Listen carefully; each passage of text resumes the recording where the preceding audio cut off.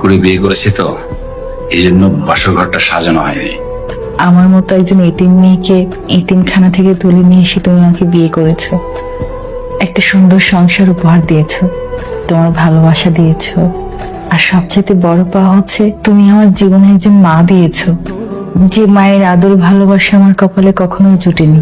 এত সুখী সংসার আমাকে উপহার দিয়েছো, আমি পৃথিবীর শ্রেষ্ঠ সুখী মানুষ।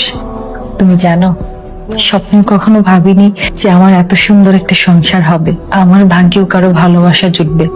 আমার মনে হচ্ছে মা বোধহয় খুশি হননি। আমার মা না অনেক ভালো মানুষ, আসলে হুট করে বিয়ে করা তো, এই জন্য হয়তো একটু কষ্ট পেয়েছে। তুমি কিন্তু কিছু মনে করো না, মা যদি কিছু বলেও থাকে। তুমি একটু মাকে ভালোবেসো, একটু সেবা যত্ন করো, দেখো সব ঠিক হয়ে যাবে। মা তোমাকে অনেক ভালোবাসবে। আর একটা কথা কি জানো, মায়ের পায়ের নিচে সন্তানের বেহেশত। আমি আমার মাকে সব থেকে ভালোবাসি, আর এরপরে তোমাকে আমি ভালোবাসি। পারবা না আমার মাকে একটু সেবা যত্ন করে সুস্থ রাখতে, ভালোবাসা দিতে?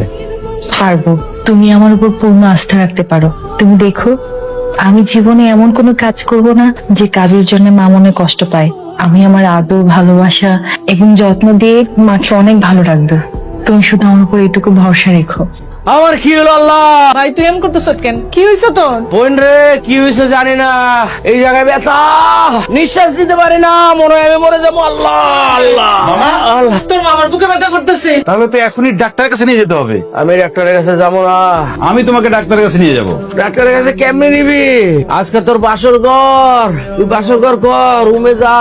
তুমি অসুস্থ আর আমরা বাসর করব, তাই কি হয় মামা? চলো আমি তোমায় ডাক্তারের কাছে নিয়ে যাই। আরে না, তোমার ভাই থাকতে তুমি কেন নিয়ে যাবে? এই তোর ভাবি তো ঠিক কথাই বলছে, আমি থাকতে তুই কেন নিয়ে যাবে? মামা চলো তো।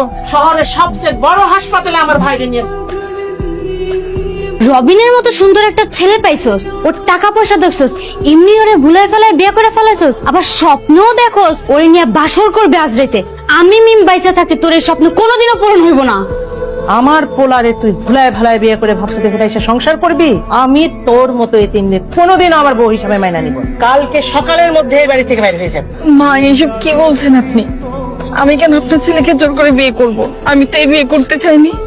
আপনার ছেলে বরং আমাকে জোর করে বিয়ে করে নিয়ে আসছে এই বাড়িতে। ওরে নাটু, আমার ছেলেরে প্রেমের জালে ফালাইয়া এখন কইতেছ আমার ছেলে জোর করে তোমারে বিয়ে করছে? হ্যাঁ, আমার পোলার সাথে ছোটবেলা থেকে মিমের বিয়া ঠিক হয়ে আছে। তুই এই বাড়ি থেকে বাইর হইলে মিম হবে এই বাড়ির বউ।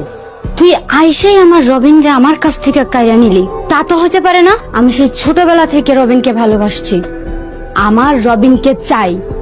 আর রবিন যদি আমার না হয়, রবিন আমার না